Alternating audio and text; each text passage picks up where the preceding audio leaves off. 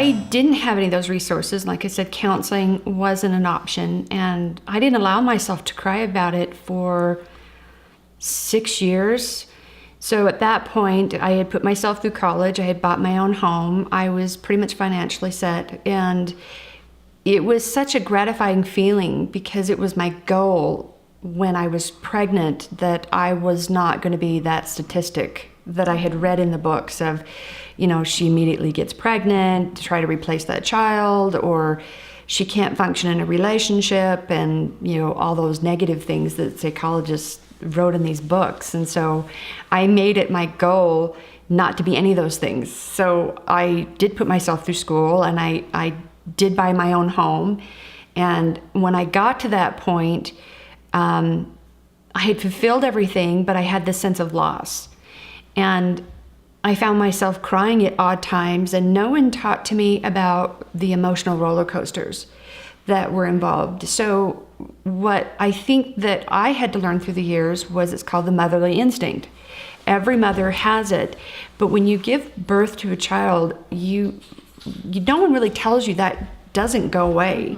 You actually sense those things, and it's really difficult because if it's good or bad, you sense those emotions, and it's not verified as a mother of going, my daughter had a great day today, or my daughter's having a really bad day. You just sense that emotion, and you would find yourself in tears and feeling like you're a complete basket case. And I'd find myself sitting in the home after work, and I'd put in all these hours, and I would still go through these emotions. So I made it my mission to find a counselor who had dealt with adoption in some way, shape, or form, which was weird because it took, I think, 5 or 6 different counselors that I finally found somebody that had even a minute idea or have experienced it for me to be able to express what I was going through, how I was dealing with it.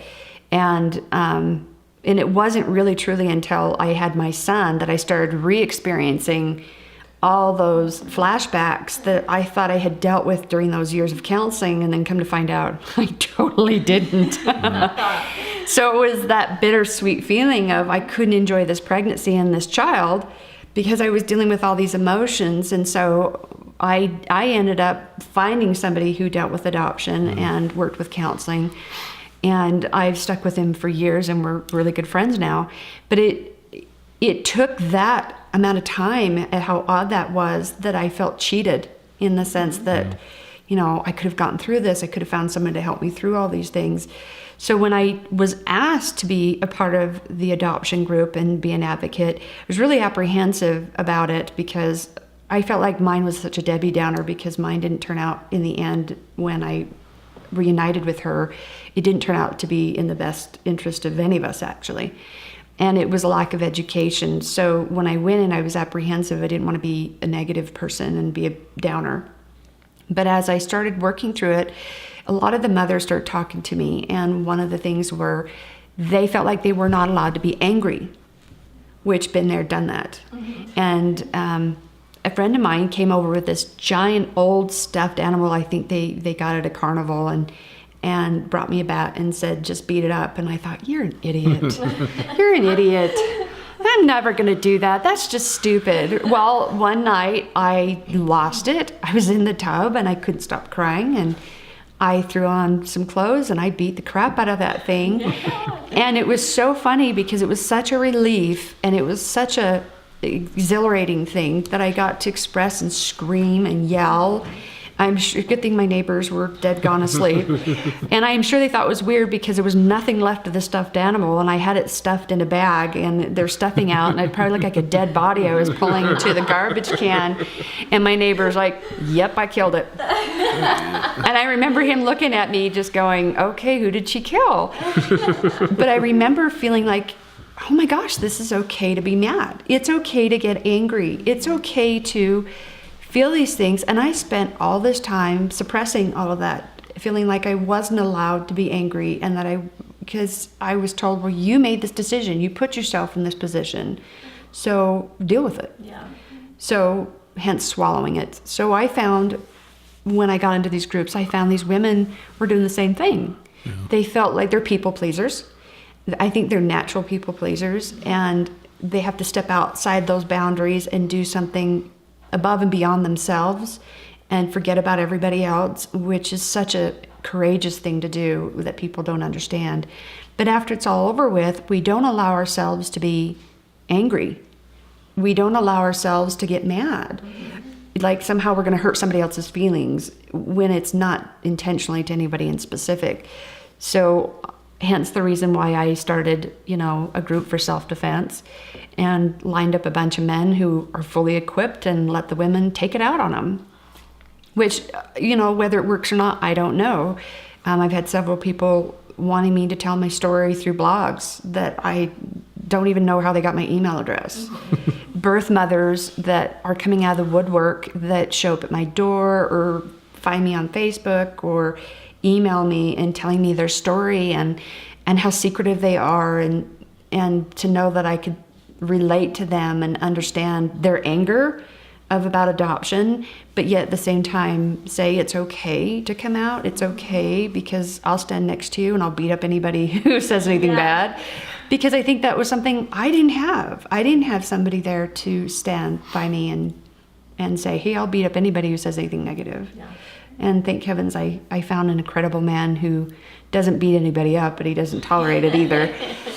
But it took that many years. So to be able to come out and make my positive side of the story of the adoption, because it was very positive and it was a very spiritual thing for me, even though it ended up to be a negative, I'm finding that it's a great tool for other women in particular, and families, I shouldn't say just women, families, to understand, wait, we gotta have boundaries. Oh wait, this kid's gonna turn a teenager. You're a teacher. Holy cow, these are all the things that we better kind of prepare for, and it's nice to be able to turn that negative into a positive and to be able to go, okay, this is a new step in my life, and this is a way I can help other people. I think you can use resources and you can be a resource, but even when you're being a resource, you're helping yourself. You're helping yourself, and I think it's probably helped you. Sometimes there's times where I still feel like I have to justify my story, and that annoys me. Yeah. Whereas when you talk to a birth mom or even to adoptive families, particularly if adoptive families have open, they just get it. So you don't even have to finish the sentence. The minute you look at them, they're like, yep. Where, in adoptive moms, they're like, oh yeah. Where someone who doesn't experience it at all, you almost have to start from beginning to end, and it's like, oh, really? I'm just... And then they still don't get it. And they still don't get it. So then that frustration comes in, and then that's that part where it's a natural response of just kind of just shrugging down and going, oh, I just... Well, I think that's where the online forums, like all the blogs and all the Facebook pages and all these things. I mean, I started writing my story 2 years ago, and it wasn't for anybody but I felt I just needed to get it out there. I'd never publicized it, whatever. I never put it out there. But when I found the group that I found on Facebook, I still don't remember how I found them. It was like and it was for every side of the adoption triad. It wasn't just the birth parents and the adoptive parents, but it was for the birth grandparents and the adoptive grandparents and all these people. And I was like, I want to get my family in on this because maybe they'll understand why I want them to be a part of this. Maybe they'll understand why I want them to remember the adoptive mom's name or things like that, because they'll get educated in it. If it's not coming from me, maybe it will help them. Maybe they'll listen, be more receptive to it because it's coming from all these other avenues. But as far as birth parent support, the support that's out there for that, the whole educated part of what I think being pro-adoption, whether you're a birth mother or an adoptive parent or even social worker, is to get out there and understand and change people's perception of what adoption is, whether it's closed or whether it's open. It affects, I call it the ripple effect. Even though you think you just put your toe in the water, sometimes it ends up to being a tsunami, at the end.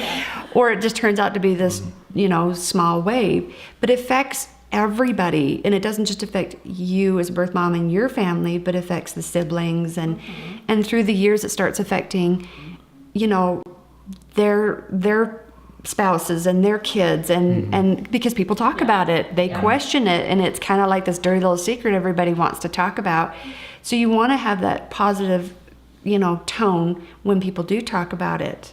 And the same thing with the adoptive parents. You want to, have an open forum about it and put a positive spin on, hey, this was a great thing, and this doesn't just affect, the birth mother. It affects you. It affects your in-laws and, your parents and your family. And so it turns out to be this bigger and bigger. And through the years, it gets bigger and bigger and bigger. If it starts out all negative, it's like an infection, and it's hard to cut out that infection. If you start out as positive and keep doing it, hopefully that infection turns out to be, But what you can do as well, though, with all the with all the options we have out there now, is that you can address the negative and still say this is crap, but you can still not necessarily spin it to make it a positive, but you can address it and deal with it and work through it and grow from it and end it with a positive situation. Sure. Like with your story, it may have not ended well, but you're changing lives, and you are able to teach and help others. And it came from a negative. My whole goal was, after the whole thing happened, I do not want a birth mother to go through what I went through, of this heartache of the placement was hard as it was, but having to go through what I went through was worse than the day I placed her. And I don't want anybody else to have to experience that. And if telling my story can prevent someone to kind of veer them in a different direction, then I feel like I've accomplished something, versus, dealing with the negative part of the story. Because I still, to this day, believe that my decision was the right decision, despite the ending. Charity, what are some of the resources that you've seen that are available to birth parents? Definitely agency. Like I said, we've talked a little bit about group, I think is the best support there is.